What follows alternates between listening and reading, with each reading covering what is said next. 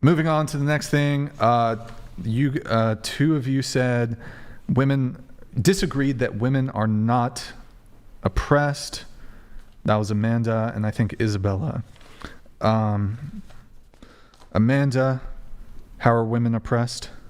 I mean, I think that the double standard of slut shaming is a perfect example of oppression against women. Anything else besides that? I mean, not in the United States. Okay. Why is that? I don't actually understand. How is that oppressive? They're oppressed. They can't be sluts, Andrew. Yeah, how's it oppressive to hold a stigma against women who have a high body count? Other women do as well. It's not just men. Yeah, I understand that. I don't think we should be shaming people for their body counts. So yeah, I think that the double standard for men comparatively to women is where the oppression comes in. You're using intimidation. What's the double standard? That it's okay for a man to have a high body count, but not a woman. Yeah, what's wrong with that? So yeah, I don't understand how that's oppressive. That's your opinion. I think that it's oppressive. Well, I haven't given an opinion. I'm just telling you I don't actually understand why it's oppressive, though. Yeah, how's it oppressive? You're trying to influence her personal decision making based on your intimidation factors. We should. Well, wait. Hang on a second. How are you trying to influence her personal decision making? By making her feel bad about what she's doing. So, the stigma, you're saying that the social stigma as relayed by men is just that they don't prefer women who have high body counts, right? Sorry, you cut out there a second. Can you? When you say slut shaming, what does that mean? Like, are men walking down the street and you're just calling women sluts, or? No, I mean like the fact that I think the earlier conversation was women with a high body count don't necessarily deserve what was the term? A traditional man. A chivalrous or traditional man. Well, I was making that argument when it comes to sex workers, but sure, yeah, like. Yeah. I'm fine with it. Yeah, I'm fine with that. And so I think that having that perspective is let me think about how to articulate this. So the oppression comes from the judgment position, right? Like at the end of the day, the judgment does not lie with you, the individual. It lies between that person and who they are meeting at the end of their life. And so that's where I think that trying to use our human bodies to influence other humans I think that that's oppressive to that person. It's none of our business what's going on over there. Okay. Let's say for a second that, 70%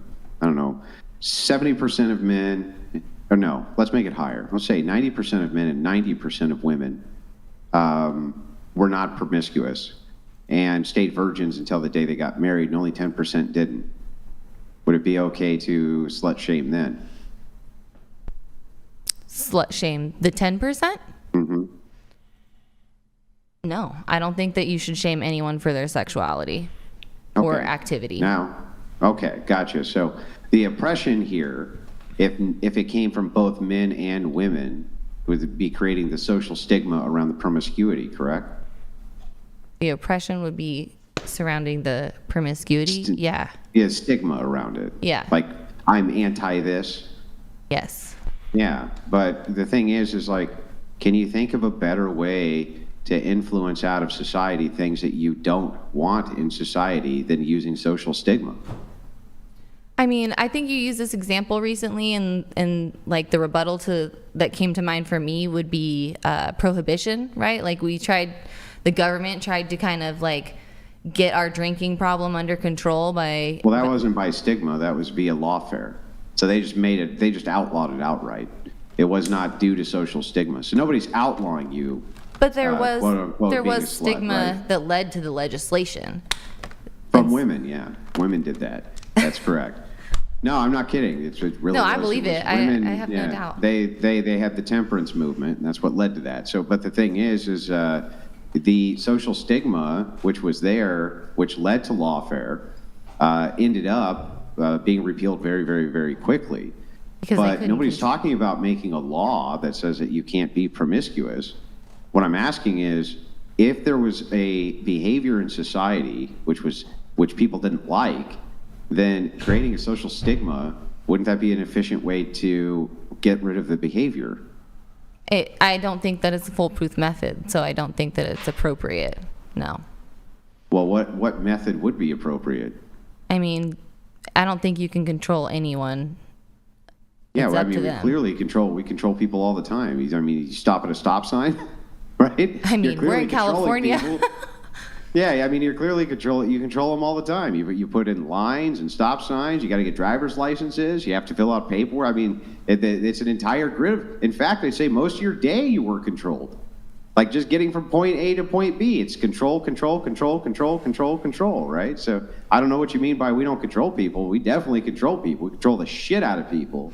So the question is like, why is it bad to have a social stigma against something in society that people tend not to care for? That seems fine to me. I think that sex is a very natural part of life, and it should be talked about more freely in a way that is empowering and not diminishing. And that's where I think the true power of a person's sexuality comes from, in that education and having transparent conversations, not just with their friends, but with people that are talking to them about sex. Like, I don't know, I've never heard this conversation kind of come up, but are you an abstinence-only sex education person, or are you a full, like, what's your position on that? Do you think that they should teach abstinence-only or all-inclusive sex education? I think that considering for most of our history, most women and men were virgins on their wedding night. This is a brand new occurrence.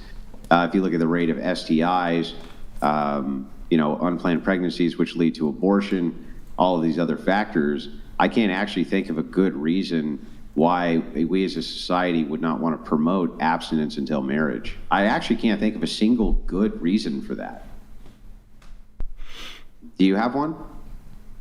Yeah, I think sexual health is a very good reason to teach all-inclusive sex education. What would that have to do with sexual health? Being aware of what's supposed to be happening with your body and what's not supposed to be Yeah, you can be aware happening. of all of that and stay abstinent. Like, what would that have to do if let's say we as a society, you still get sex ed, you know how all the parts function, how all the parts work, right? Nobody's saying you can outlaw that. We've had sex ed, by the way, for a long time. But I don't agree with how it's taught now, by the way. If we as a society said, okay, we're going to run a national campaign, and the national campaign is designed to promote abstinence until marriage and not sleeping around with people outside of marriage, what would actually be the negative side effect to society of that? I think the misunderstanding of knowledge and the secretiveness is where the danger comes from. So just like if you tell a kid, don't drink, right? Our parents all tell us don't drink. We all end up stealing alcohol from our parents and having bad experiences. And so from my perspective, I think it's better So to why not just hand them the beer? I mean, there are some parents that do. Yeah, so I mean, so your argument here is like, you gotta go fuck people, or else you're gonna go fuck people. I think you should have a pretty solid understanding of your sexual awareness before you go into a committed relationship. Run a national campaign? So why wouldn't we instead run a national campaign advising people to go have as much sex as possible? I mean, I would tell people they should masturbate for sure. Yeah, you want a national campaign for masturbation?